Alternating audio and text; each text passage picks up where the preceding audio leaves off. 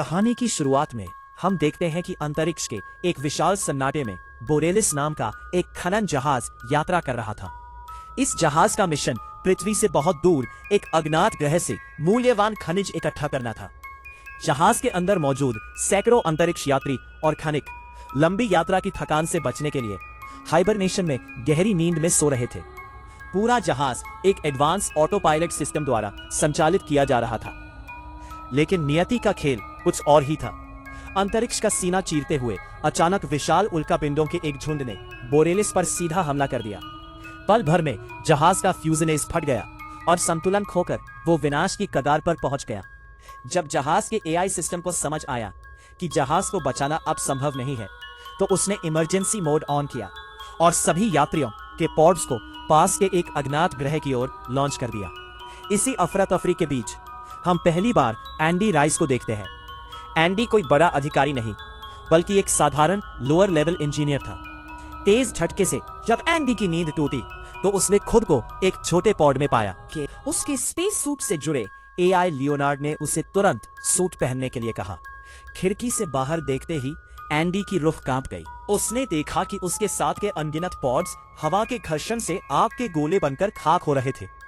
Andy का pod भी आग के गोले की तरह एक अज्ञात ग्रह के वायुमंडल में प्रवेश कर गया और एक पहाड़ी ढलान पर जोर से जा टकराया। एंडी उस टक्कर से बेहोश हो गया। जब उसे होश आया, तो उसने देखा कि वो अकेला है। लियोनार्ड ने उसे चेतावनी दी कि पॉड में आग लग गई है और ये किसी भी समय फट सकता है। लेकिन दुर्भाग्य से लैंडिंग के झटके के कारण पॉड का दरवाजा जाम हो गया था। एंडी ने पागलों की तरह कांच तोड़ने की कोशिश की, लेकिन वो कांच बहुत मजबूत था। एक साधारण इंजीनियर होने के नाते एंडी के पास कोई उन्नत उपकरण नहीं थे। आखिरकार जान बचाने के लिए उसने वहां मौजूद एक फायर एक्सटिंग्विशर अग्निशामक यंत्र से कांच पर बार बार वार किया। कांच टूटने के ठीक पहले पॉड पहाड़ी से लुढ़क कर नीचे गिर गया। एंडी बाहर तो निकल आया, लेकिन उसके सूट का एक हिस्सा कांच में फंसकर फट गया और उसकी ऑक्सीजन तेजी से खत्म होने लगी। लियोनार्ड की आपातकालीन चेतावनी पर एंडी ने अपने रिपेयर स्प्रे से किसी तरह लीक को बंद किया और अपनी जान बचाई। एंडी ने खुद को एक निर्जन धूसर ग्रे मैदान में पाया। लियोनार्ड ने बताया कि इंसानों के पास इस ग्रह के बारे में कोई नक्शा या जानकारी नहीं है। दूर उसे अपना मुख्य जहाज बोरेलिस जलता हुआ दिखाई दिया और उसने उसी ओर जाने का फैसला किया। रास्ते में उसे एक नष्ट हुआ पॉड मिला। ऑक्सीजन की उम्मीद में वो दौड़कर वहां गया, लेकिन वहां उसे सिर्फ एक बेजान लाश मिली, जिसका ऑक्सीजन सिलेंडर पहले ही चकनाचूर हो चुका था। चरम अकेलेपन और मौत के डर से जब एंडी टूटने ही वाला था, तभी दूर क्षितिज पर उसे एक अजीब सी चमकती रोशनी दिखाई दी। जब एंडी उस तेज रोशनी के पास पहुंचा, तो उसने देखा कि वहां ड्वाइट नाम का एक अंतरिक्ष यात्री जीवित है। ड्वाइट अकेले ही कई उपकरणों को जोड़कर पृथ्वी या किसी अन्य स्टेशन पर सिग्नल भेजने की कोशिश कर रहा था। दोनों के मिलने से एंडी को राहत मिली, लेकिन ड्वाइट ने उसे एक भयानक सच्चाई बताई। उसने कहा कि उनकी कंपनी ने सिर्फ कुछ पैसे बचाने के लिए अंतरिक्ष यान का रास्ता छोटा शॉर्टकट कर दिया था, जहां उल्कापिंडों का खतरा सबसे ज्यादा था, और उस लालच की बलि सैकड़ों लोग चढ़ गए। बताया कि एक संदेश पहुंचने में 8 महीने लगेंगे और बचाव दल को आने में लगभग 2 साल का समय लग सकता है। एंडी डर गया। इतने दिनों तक बिना भोजन और पानी के वे कैसे जीवित रहेंगे? तब ड्वाइट ने एक क्रूर वास्तविकता बताई।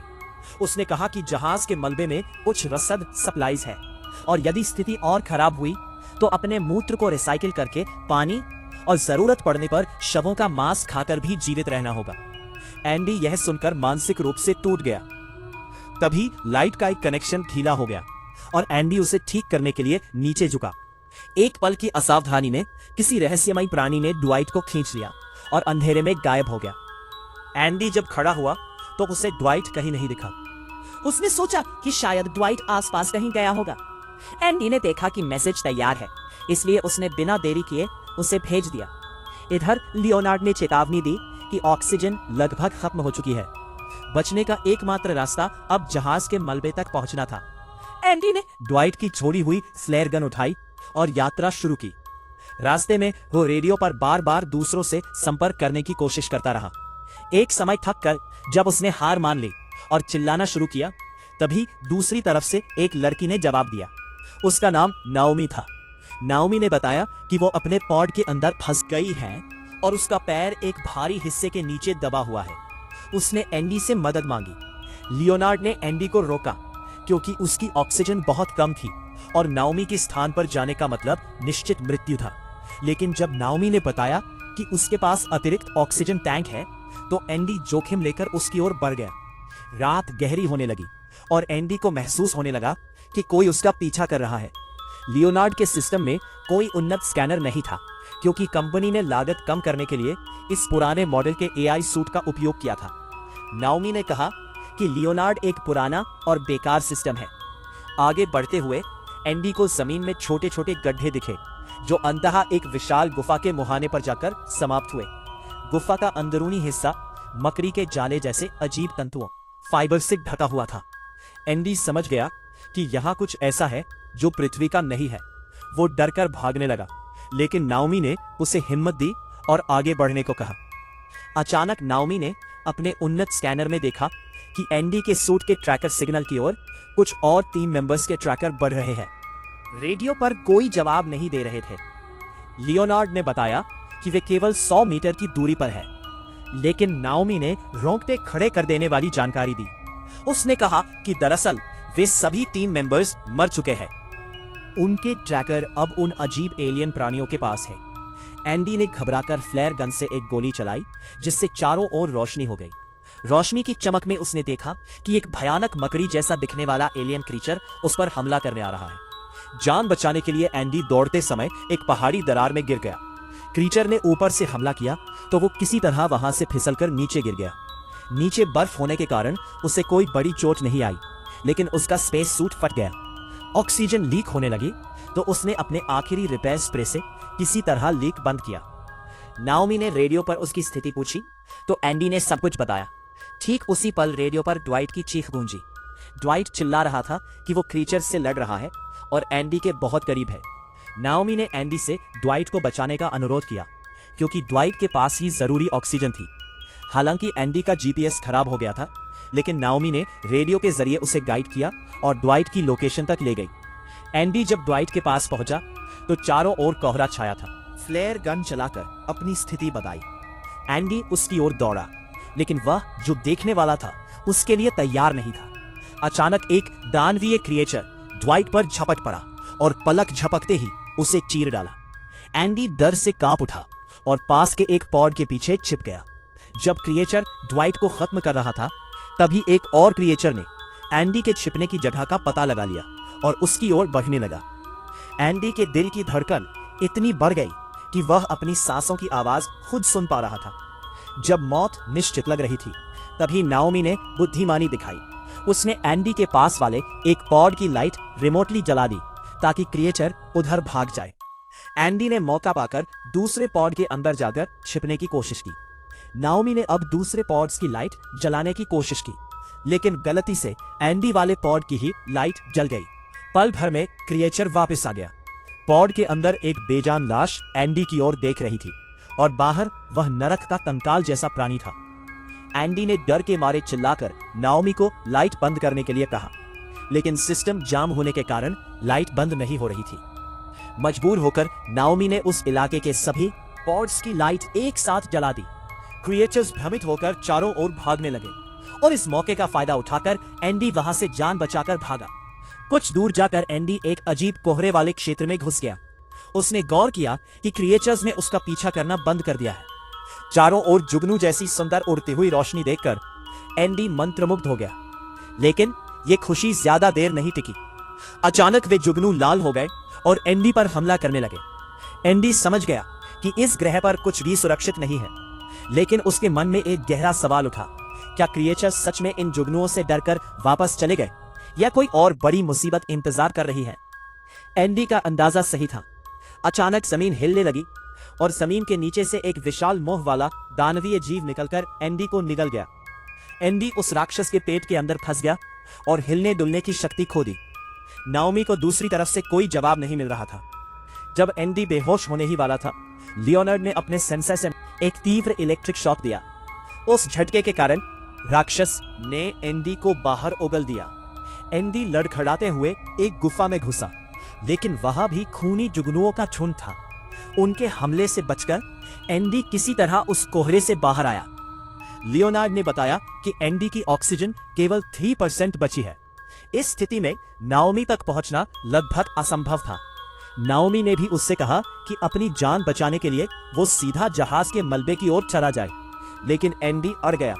उसने कहा, मैं तुम्हें अकेला मरने नहीं दूंगा, क्योंकि वो जानता था कि क्रिएचर्स ने अब सभी पॉड्स पर हमला शुरू कर दिया है। ऑक्सीजन की कमी से जब एंडी के फेफड़े फटने वाले थे, तभी वो नाओमी के पॉड के पास जाकर गिर पड़ा। नाओमी ने तुरंत पॉड का दरवाजा खोला और एंडी की ओर एक नया ऑक्सीजन टैंक फेंका।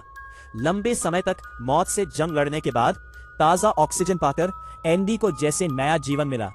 नाओमी के पॉड के पास पहुंचकर एंडी ने देखा कि उसका पैर बहुत बुरी तरह फंसा हुआ है। आश्चर्य की बात यह थी कि नाओमी की इमरजेंसी किट में सभी आधुनिक और विशेष उपकरण थे जो कंपनी ने एंडी को नहीं दिए थे। उन टूल्स का उपयोग करके एंडी ने नाओमी को छुड़ाया। जाने के कारण वो ठीक से चल नहीं पा रही थी, इसलिए एंडी ने एक रॉड से उसके पैर को सहारा, सपोर्ट दिया। नाओमी ने कृतज्ञता से एंडी को धन्यवाद दिया, क्योंकि अगर एंडी ना होता तो वो आज उसी पॉड में मर जाती। जान के कारण वो ठीक से चल नहीं पा रही थी। अचानक चारों ओर से क्रिएचर्स ने उन्हें घेर लिया। दोनों जान बचाने के लिए मुख्य जहाज के मलबे की ओर भागे। जब नाओमी दर्द के कारण और नहीं चल पा रही थी, उसने अपने एआई को निर्देश दिया कि उसके पैर में सीधे पेन किलर इंजेक्शन लगा दे। दवा के प्रभाव में वो तेज दौड़ तो पाई, लेकिन जहाज तक पहुंचने से ठीक पहले वो लड़खड़ाकर गिर गई। क्रिएचर्स जब उनके बिल्कुल करीब थे, तब नाओमी ने अपनी फ्लेयर गन से रोशनी छोड़ी, जिससे वे भ्रमित हो गए। इस तरकीब से वे जहाज के अंदर घुस गए। जहाज के अंदर उन्होंने देखा कि बैकअप जनरेटर चालू होने के कारण लाइट जल रही है, लेकिन ये खुशी ज्यादा देर नहीं टिकी। फर्श पर ताजे खून के धब्बे और घसीटने के निशान देखकर वे आगे बढ़े। वहां जो था वो नरक जैसा था। एंडी और नाओमी अंधेरे में छिप गए। उन्होंने देखा कि क्रिएचर ड्वाइट की चबाई हुई हड्डियां और हेलमेट उगल रहा है। डर के मारे कांपते हुए एंडी के हाथ से कुछ गिर गया और आवाज हुई। क्रिएचर ने उन्हें देख लिया। जान बचाने के लिए वे एक एयर लॉक चेंबर में घुस गए और गेट लॉक कर दिया, लेकिन खतरा और बढ़ गया। एयर लॉक का बाहरी बटन बाहर ही रह गया था, अंदर से खोलने का कोई रास्ता नहीं था। वे एक मौत के फंदे में फंस गए थे।